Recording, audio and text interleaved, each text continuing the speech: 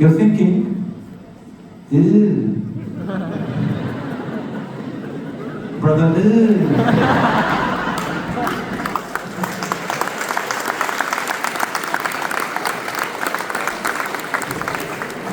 This is my friend, you'll forgive me.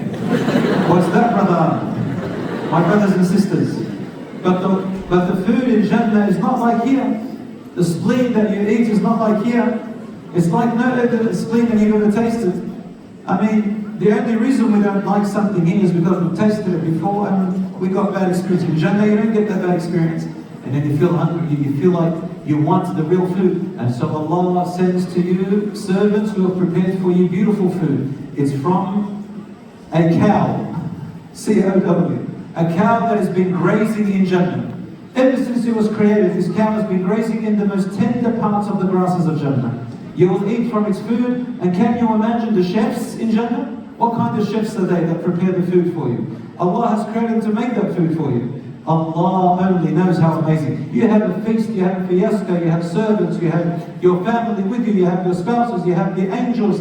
In one narration, I'm not sure if it is authentic, but I read it in Kitab al-Dhikr by Imam al-Dhahabi, where he says, the angels, when they come in, they sit with the believers and they cannot stop laughing. The angels cannot stop laughing.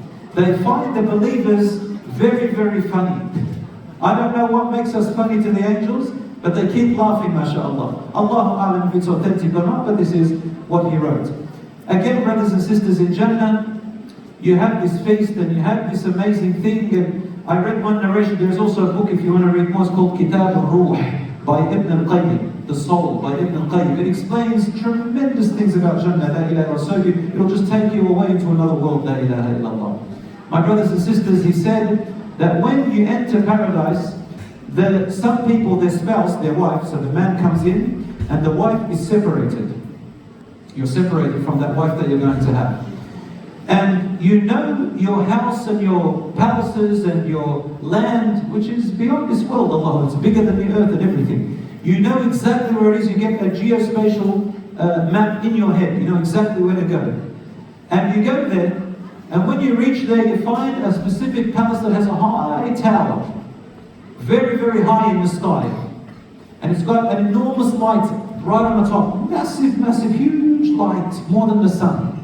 Suddenly, as you're sitting there waiting on a beautiful couch and I don't know what, that light starts to descend down.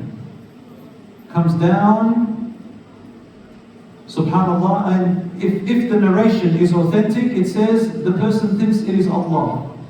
And then when the person comes down, the husband finds it's his wife. La ilaha illallah. It's the most beautiful wife. Yeah, I'll give you an example. You, right now, how you look like now, do you think you're going to look the same in Jannah? La wallah, no matter how gorgeous you are or handsome, mashallah, we've got brother, very handsome brother, tabarakallah. And I know, you are, it's the truth. And then in Jannah, we look beyond our handsome imagination.